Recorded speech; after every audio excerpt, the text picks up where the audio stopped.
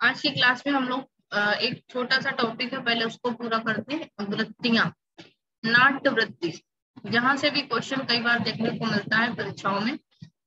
ठीक है, तो इनको थोड़ा सा हम देख लेते हैं। नाट्य वृत्तियां क्या होती हैं, कितने प्रकार की होती हैं।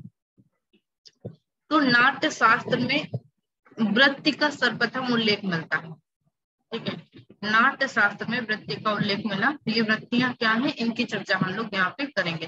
तो सर्वप्रथम वृत्ति का उल्लेख कहाँ मिलता है, नाट्य शास्त्र में मिलता है। और वृत्ति जो शब्द है, इसकी उत्पत्ति व्रत धातु से होती है।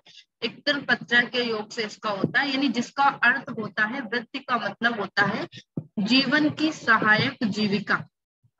ठीक है, जीवन की सहायक जीविका। तो आनंद वर्धन इसका अर्थ व्यवहार या व्यापार मानते हैं। ठीक है, आनंद वर्धन के अनुसार वृत्ति का तात्पर्य व्यवहार या व्यापार से है। अभिनव गुप्त ने वृत्ति को पुरुषार्थ साधक व्यापार कहा। पुरुषार्थ साधक व्यापार अभिनव गुप्त ने वृत्ति को कहा।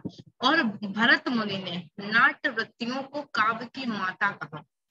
ये एक इम्पोर्टेंट चीज मिली कि काव्य की माता के नाम से किससे जाना जाता है, तो वो वृत्तियां हैं। नाट्य वृत्तियों को काव्य की माता के नाम से जाना गया।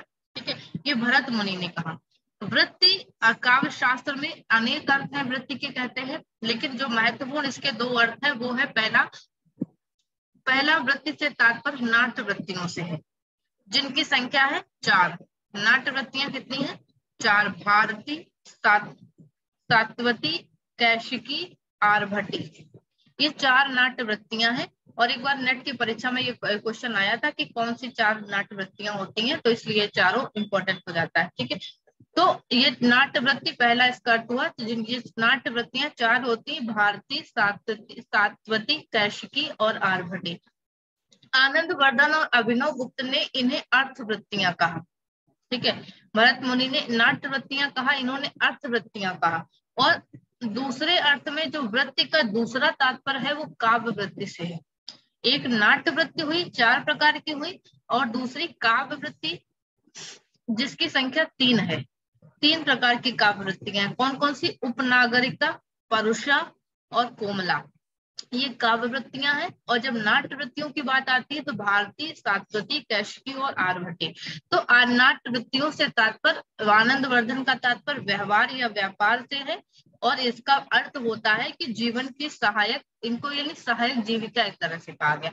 तो आनंद वर्धन और अभिनव गुप्त इन्हें शब्द वृत्तियां कहते हैं, काव्य वृत्तियों को। और उद्भट इनको अनुप्रास जाति का मानते हैं। भरत मुनि ने 4 और भोजराज ने 12 वृत्तियां बताई। पात्रों की कायिक, वाचिक, मानसिक विचित्रता से युक्त चेष्टा वृत्ति है। अभिनव गुप्त कहते हैं कि जो पात्र है, नाटक के जो पात्र है, उनकी कायिक, वाचिक और मानसिक विचित्रता से युक्त चेष्टा ही वृत्ति है। ठीक है, और रुद्रट की बात करें तो रुद्रट ने वृत्ति को समास के आश्रित माना। समास युक्त पद संघटना को उसका आधार स्वीकार किया रुद्रट ने। वृत्ति का आधार क्या माना? समास युक्त पद संघटना को। आनंद वर्धन ने वृत्ति को व्यापक रूप प्रदान करते हुए इसे शब्द व्यापार रूप माना। ठीक है, इसको शब्द व्यापार रूप माना। और मम्मट ने उद्भट का अनुसरण कर वृत्ति को नियत वर्ण व्यापार मात्र स्वीकार किया। ठीक है, तो अब बात आती है कि वृत्तियां कितनी प्रकार की होती हैं। पहली अभी हमने बात करी, भरत मुनि ने 4 तरह की वृत्तियों की चर्चा करी। एक भारती, सात्वती, कैशिकी और आर्भटी। भारतीय वृत्ति की बात करें तो भारतीय यानी करुण और अद्भुत रसों में प्रयुक्त होने वाली वृत्ति भारतीय वृत्ति है। केवल पुरुषों द्वारा प्रयुक्त संस्कृत वाणी की बहुलता। ठीक है, इसकी विशेषता क्या है कि एक तो ये करुण और अद्भुत रसों में प्रयुक्त होती है, दूसरा पुरुषों द्वारा इसका प्रयुक्त होती है, तीसरा संस्कृत वाणी की इसमें बहुलता होती है। ठीक है, भारतीय वृत्ति की ये विशेषता होती है, करुण और अद्भुत रस में प्रयुक्त, पुरुषों द्वारा प्रयुक्त और संस्कृत वाणी की बहुलता, ये भारतीय वृत्ति की विशेषता है। ठीक है, दूसरी वृत्ति आती है सात्वती। सात्वती वृत्ति की बात करें तो वीर, अद्भुत एवं रौद्र रसों में इसकी प्रचुरता होती है। ठीक है, यानी कि सात्वती वृत्ति का प्रयोग वीर, अद्भुत और रौद्र रस में ज्यादातर किया जाता है, और कुछ अंशों में करुण और श्रृंगार रस में भी इस वृत्ति का प्रयोग किया जाता है।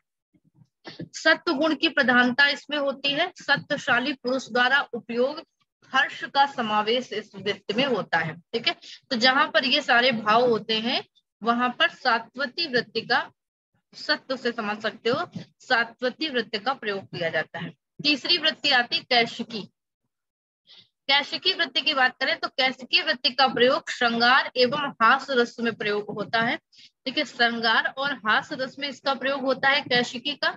और सुंदर नैपश्य, सुंदर वेशभूषा, नाच गान, स्त्रियों से युक्त कामोपभोग के विचारों से पूर्ण ये रीति होती है, पूर्ण रीति। और इस वृत्ति का संबंध ज्यादातर केस से है। कैश माने कैश को केस से आप समझ सकते हैं, तो इसका संबंध अधिकतर केसों से होता है, इसीलिए इसका नाम कैशिकी हुआ। ठीक है, तो श्रृंगार और हास्य में ये प्रयुक्त होती है। नाच गान, सुंदर वेशभूषा, ठीक है, इसमें इसका प्रयोग होता है। चौथी आती है आर्भटी। आर्भटी वृत्ति विभत्स, भयानक और रौद्र रसों में प्रयुक्त होने वाली ये रीति है। ठीक है, इसका प्रयोग विभत्स, भयानक और रौद्र रस में होता है।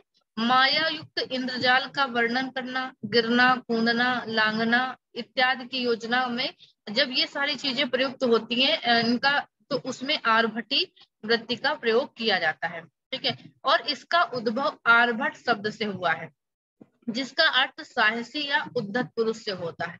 आर्भटी से तात्पर्य होता है साहसी पुरुष। ठीक है, तो ये चार तरह की वृत्तियां हुई, भारती, सात्वती, कैशिकी और आर्भटी। ये चारों याद रखना है। भारती करुण और अद्भुत रसों में, सात्वती वीर, अद्भुत और रौद्र रसों में, और कुछ हद तक करुण और श्रृंगार में भी। कैशिकी, इसका संबंध केस से है, श्रृंगार और हास में प्रयुक्त होती है। आर्भटी विभत्स, भयानक और रौद्र रसों में प्रयुक्त होने वाली है। ठीक है, तो ये चार तरह की काव्य वृत्तियां हुई जो परीक्षा में हमें अक्सर देखने को मिल जाती है।